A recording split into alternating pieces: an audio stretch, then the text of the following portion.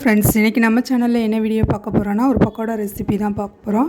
வாங்க வீடியோக்குள்ளே போகலாம். அதுக்கு நான் கடலைப்பருப்பு வந்து ஒரு அரை மணி நேரம் வந்து ஊற போட்டு வச்சுருக்கேன்.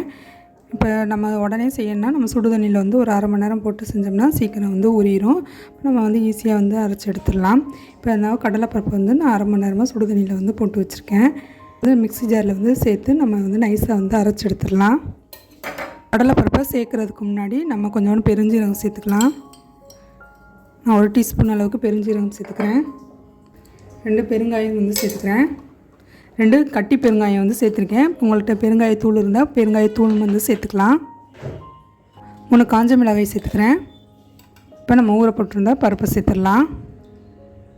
தண்ணி எல்லாத்தையும் நல்லா இருத்துட்டு சேர்த்துக்கலாம்.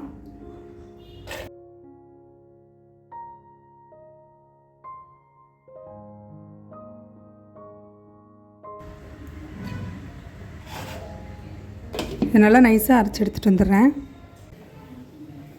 இப்போ இந்த மாதிரி நல்லா நைஸாக வந்து அரைச்சாச்சு. இதை ஒரு பவுலில் வந்து சேர்த்துக்கிறேன்.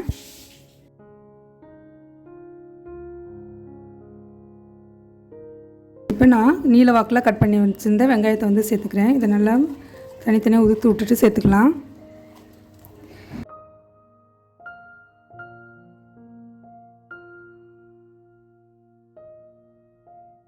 கொஞ்சோண்டு கருவேப்பிலை வந்து சேர்த்துக்கிறேன். இதுக்கு தேவையான அளவுக்கு உப்பு சேர்த்து நல்லா மிக்ஸ் பண்ணிடலாம். நல்லா அழுத்தம் கொடுத்து பனைஞ்சிடலாம். இப்போ இதை நல்லா மிக்ஸ் பண்ணி வச்சாச்சு. பருப்பு அரைக்கும் போது 4-5 பல்லு பூண்டும் சேர்த்து அரைக்கணும். அப்படின்னா தான் நல்லா ஃப்ளேவராக இருக்கும். அந்த கிளிப்பிங் வந்து அழிஞ்சு போச்சு. நல்லா காஞ்சிருச்சு. இப்போ நான் மீடியம் ஃப்ளேமில் தான் வந்து ஃபயர் வச்சுருக்கேன். இப்போ நம்ம மிக்ஸ் பண்ணி வச்சுருந்த மாவை உதுத்து விட்டாப்பில் போட்டு நல்லா கிறிஸ்பியாக பொரிச்சு எடுத்துடலாம்.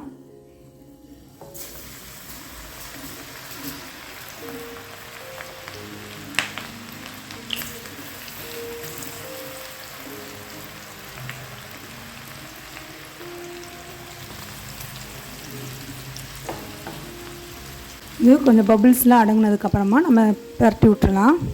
உடனே விட்டோம்னா மாவுலாம் தனித்தனியாக போயிடும்.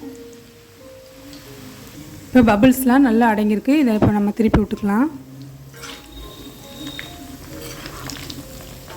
நல்லா கோல்டன் ப்ரௌன் கலர் வர வரைக்கும் இதை நம்ம வந்து பொரிச்சு எடுக்கணும்.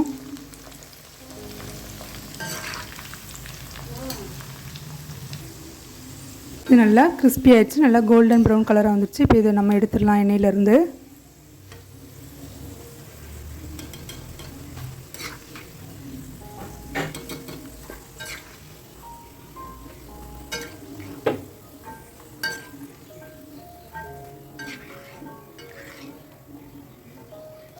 இருக்குது நம்ம பொரிச்சு எடுத்துடலாம்.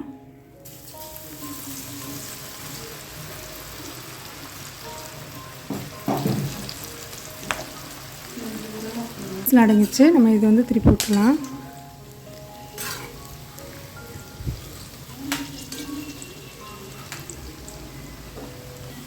என்னோடய சேனல் உங்களுக்கு பிடிச்சிருந்துச்சுன்னா லைக் பண்ணுங்கள், ஷேர் பண்ணுங்கள், சப்ஸ்கிரைப் பண்ணுங்கள்.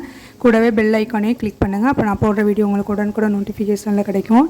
கிறிஸ்பி ஆகிடுச்சு. கலர் நல்லா சேஞ்ச் ஆகிருக்கு. இப்போ இதை வந்து எண்ணெயிலேருந்து எடுத்துடுறேன்.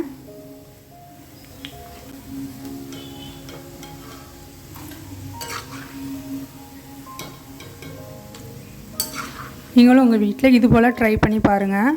கடலை மாவு செய்கிறத விட கடலைப்பருப்பு ஊற போட்டு அரைச்சி செய்யும்போது இன்னும் நல்லா டேஸ்ட்டாக இருக்கும். நீங்களும் உங்கள் வீட்டில் கட்டாயம் ட்ரை பண்ணி பார்த்துட்டு எப்படி வந்துச்சுங்கிறத கமெண்ட் பண்ணுங்கள். கிறிஸ்பியான பக்கோடா வந்து தயாராகிடுச்சு.